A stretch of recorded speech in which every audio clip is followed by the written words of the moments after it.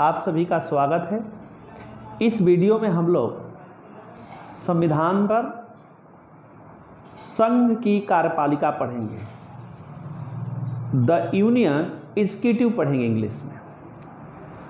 ध्यान दीजिए, इससे संबंधित प्रावधान भारतीय संविधान के भाग 5 में अनुच्छेद 52 से,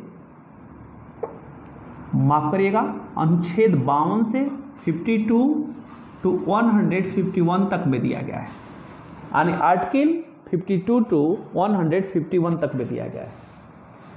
इसमें कौन सा प्रावधान है, आइए जरा देखते हैं। यह भारतीय संविधान का सबसे बड़ा भाग है। इसमें अकेले 100 आर्टिकल है जी, 100 अनुच्छेद है। संघ की कार्यपालिका जब हम पढ़ने रहेंगे, यानी द यूनियन एग्जीक्यूटिव, तो इसमें बहुत सारे क्षेत्र आ जाते हैं। जैसे राष्ट्रपति आता है, राष्ट्रपति का निर्वाचन आता है, महाभियोग आता है, राष्ट्रपति की शक्तियां आती हैं। इसके अलावा उपराष्ट्रपति आता है, संसद आता है, संसद के अंग आते हैं, लोकसभा, राज्यसभा, महान्यायवादी, नियंत्रक और महालेखा परीक्षक, सर्वोच्च न्यायालय, ये सब इसमें समाहित है। हम लोग उसका पहला जो टॉपिक है राष्ट्रपति, उसके बारे में पढ़ेंगे। राष्ट्रपति, दी प्रेसिडेंट। ध्यान दें, हमारे संविधान के अनुसार राष्ट्रपति देश का प्रथम नागरिक है, यानी फर्स्ट इंडियन सिटीजन है प्रेसिडेंट जो है। संघ की सारे कार्य इसी के नाम से होती है। अनुच्छेद 52 में यह प्रावधान दिया गया है कि एक राष्ट्रपति होगा। अनुच्छेद 53 में कहा गया है कि राष्ट्रपति अपने शक्तियों का प्रयोग अपने अधीनस्थों के माध्यम से करेगा, यद्यपि वास्तविक शक्तियां प्रधानमंत्री और उसके मंत्रिपरिषद में निहित होगी। ये बात स्पष्ट रूप से कही गई है। लेकिन अनुच्छेद 53 में भी कहा गया है, 53 में क्या, राष्ट्रपति तीनों सेनाओं का, यानी तीनों सेनाओं का सर्वोच्च सेनापति होगा। यानी तीनों सेनाओं का, एयरफोर्स, नेवी और आर्मी का सुप्रीम कमांडर कौन होगा? प्रेसिडेंट होगा। अब ये तीनों सेनाओं का सेनापति है। अनुच्छेद 54-55 में राष्ट्रपति के निर्वाचन के बारे में प्रावधान दिया गया है। अनुच्छेद 54 और 55 में ध्यान दीजिए, हमारे यहां राष्ट्रपति का निर्वाचन एक निर्वाचक मंडल द्वारा होता है। इस निर्वाचक मंडल में अगर पूरा आप देखेंगे तो राष्ट्रपति का निर्वाचन एक निर्वाचक मंडल द्वारा एकल संक्रमणीय अनुपातिक प्रतिनिधित्व वरीयताक्रम सिद्धांत के आधार पर होता है। इस निर्वाचक मंडल में निम्नलिखित लोग होते हैं। ध्यान दें, हमारे यहाँ राष्ट्रपति के चुनाव में जनता सीधे सहभागिता नहीं होती, डायरेक्ट नहीं इन्वॉल्व होती, इनडायरेक्ट होती है। और जिसको जनता चुनती है वो राष्ट्रपति को चुनते हैं। तो कौन कौन लोग राष्ट्रपति के निर्वाचक मंडल में होते हैं जो वोट देते हैं? देखिए, संसद के दोनों सदनों के निर्वाचित सदस्य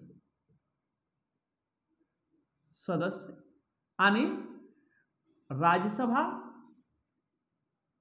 और लोकसभा, सभी निर्वाचित रहेंगे जी।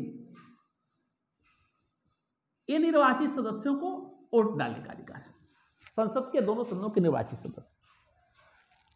दूसरा, सभी राज्यों के विधान सभाओं के सभी निर्वाचित सदस्य। यानी जितने भी स्टेट हैं जहां स्टेट गवर्नमेंट है, उस राज्य में विधानसभा है, उस विधानसभा में जो जनता द्वारा निर्वाचित विधायक हैं ये इस निर्वाचक मंडल में होते हैं। तीसरा, केंद्र शासित प्रदेश दिल्ली तथा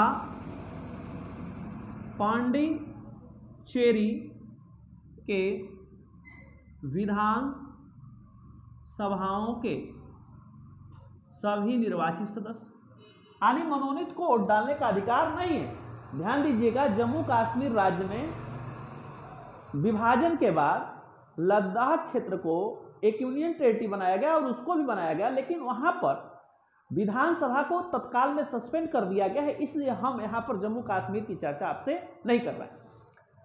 तो ये निर्वाचक मंडल में होते हैं, यानी संसद के दोनों सदनों के निर्वाचित सदस्य, चाहे वो राज्यसभा का हो चाहे लोकसभा का, सभी राज्यों के विधानसभाओं के सभी निर्वाचित सदस्य और दिल्ली और पांडिचेरी विधानसभाओं के सभी निर्वाचित सदस्य। जो निर्वाचित होंगे वही वोट डालेंगे। मनोनीत किसी भी सदन का सदस्य हो, चाहे लोकसभा, राज्यसभा, विधानसभा का, उसको वोट डालने का अधिकार नहीं है। अब राष्ट्रपति के चुनाव लड़ने की योग्यता, राष्ट्रपति के चुनाव लड़ने की योग्यता देखिए, योग्यताएं यहां देखिए, योग्यताएं क्या है। जो व्यक्ति राष्ट्रपति का चुनाव लड़ेगा, पहला उसका कंडीशन है कि वो भारत का नागरिक हो, भारत का नागरिक हो।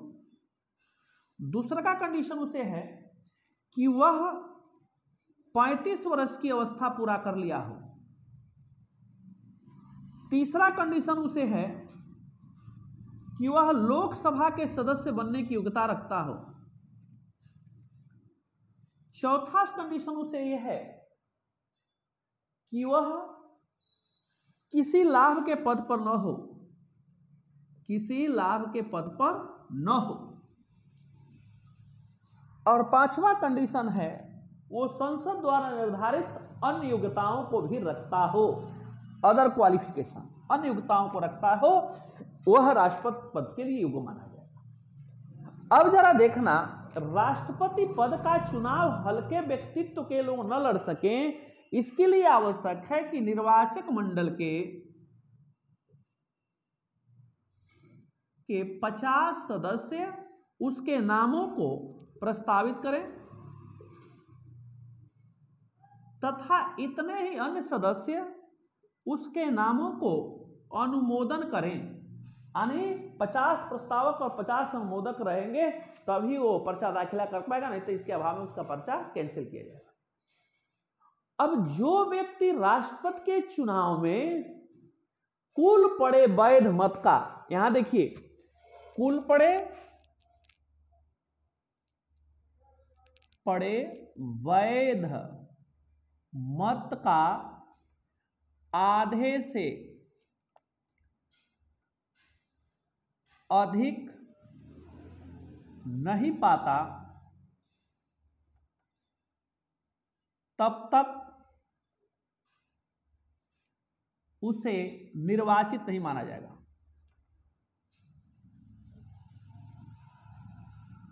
यानी बाकी चुनाव में कोई एक वोट भी बेसी पा गया और निर्वाचित हो गया। यहां पर क्या होता है कि जब तक वैध मत का आधे से अधिक, यानी अगर 100 है तो 100 का कोई व्यक्ति 51 जब तक वोट नहीं पाएगा तब तक उसको निर्वाचित नहीं माना जाएगा। इसीलिए प्रथम वरीयता, द्वितीय वरीयता, तृतीय वरीयता की गणना की जाती है। अगर प्रथम वरीयता पर कोई व्यक्ति आधे से अधिक पा गया तो उसको निर्वाचित मान लिया जाता है। अब जरा देखिए, जो व्यक्ति राष्ट्रपति के रूप में निर्वाचित होगा उसे शपथ कौन दिलवाएगा? सर्वोच्च न्यायालय का मुख्य न्यायाधीश। यानी राष्ट्रपति को शपथ सर्वोच्च न्यायालय का मुख्य न्यायाधीश दिलवाएगा। वह जिस दिन से शपथ ग्रहण करेगा, अगर मान लीजिए कि कभी कभी प्रश्न आ जाता है कि अगर राष्ट्रपति का पद रिक्त होता है तो ऐसी स्थिति में, अगर मान लीजिए सर्वोच्च न्यायालय के मुख्य न्यायाधीश का पद रिक्त हो, तो ऐसी स्थिति में कौन शपथ दिलवाएगा? ध्यान रखिए, राष्ट्रपति को शपथ सर्वोच्च न्यायालय का मुख्य न्यायाधीश ले जाता है। अगर सर्वोच्च न्यायालय के मुख्य न्यायाधीश का पद रिक्त है, ऐसी स्थिति में सर्वोच्च न्यायालय सुप्रीम कोर्ट का जो वरिष्ठ न्यायाधीश है, सीनियर जज है, वो शपथ दिलवाता है। अब जरा देखिए, राष्ट्रपति जिस दिन से शपथ ग्रहण करता है उस दिन से इसका कार्यकाल 5 वर्ष का। यदि राष्ट्रपति चाहे तो कार्यकाल से पूर्व, यह बड़ी इंपॉर्टेंट प्रश्न है, राष्ट्रपति कार्यकाल से पूर्व कभी भी अपना त्याग पत्र किसको देता है? उपराष्ट्रपति को, यानी वाइस प्रेसिडेंट को अपना रिजाइन देगा। वाइस प्रेसिडेंट को संबोधित कर देगा कौन? राष्ट्रपति। ध्यान दीजिएगा, आप कभी सर्वोच्च न्यायालय का मुख्य न्यायाधीश को रिजाइन नहीं देगा, वरिष्ठ न्यायाधीश को रिजाइन नहीं देगा, वाइस प्रेसिडेंट को ही रिजाइन देगा, यानी प्रेसिडेंट वाइस प्रेसिडेंट को रिजाइन देगा। एक कंट्रोवर्सी क्यों है? क्योंकि प्रेसिडेंट से बड़ा कोई पोस्ट या पद नहीं है, इसलिए रिजाइन देना पड़ता है। अब जरा देखिए, यदि राष्ट्रपति का पद किसी कारण से खाली होता है, रिक्त होता है, तो उसको 6 महीने के अंदर भर लिए जाएंगे। 6 महीने के अंदर भर लिए जाएंगे। तब तक कार्यकाल के रूप में उसको पद को उपराष्ट्रपति देखता है। अगर उपराष्ट्रपति का पद भी रिक्त होता है तो सर्वोच्च न्यायालय का मुख्य न्यायाधीश देखता है। अगर सर्वोच्च न्यायालय और उपराष्ट्रपति के दोनों का पद रिक्त हो तो कोई सर्वोच्च न्यायालय का वरिष्ठ न्यायाधीश उसको पद को देखता रहता है। ये बातें मैं इसलिए कह रहा हूं कि कभी कभी पूछा जाता है कि राष्ट्रपति के पद का चुनाव अगर रिक्त होता है तो कितने दिन में करा लिए जाएंगे? आप 6 महीने बताएंगे। ये बात आ रही है। अब जरा देखिए, राष्ट्रपति को कार्यकाल से पूर्व कौन हटा सकता है? तो आप बताएंगे संसद। किसके माध्यम से? महाभियोग के माध्यम से।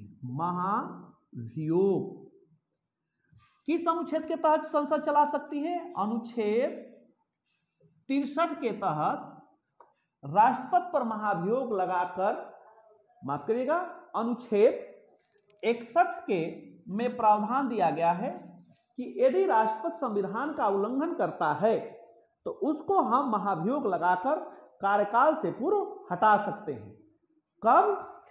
अनुच्छेद 61 संसद को यह शक्ति देता है कि यदि राष्ट्रपति संविधान का उल्लंघन करता है तो उसको कार्यकाल से पूर्व महाभियोग लगाकर हटा सकते हैं। अतिक्रमण करना, उल्लंघन करना। महाभियोग की प्रक्रिया किस सदन में पहले चलती है? तो आप किसी भी सदन में चल सकती है, लोकसभा, राज्यसभा, कहीं में। जिस सदन में आएगा उसको प्रथम सदन कहेंगे। प्रथम सदन में लाने से पहले उसके सदस्यों के 1/4 सदस्यों को लिखित रूप में सूचना देनी पड़ेगी और राष्ट्रपति को 14 दिन पूर्व सूचना देनी पड़ेगी।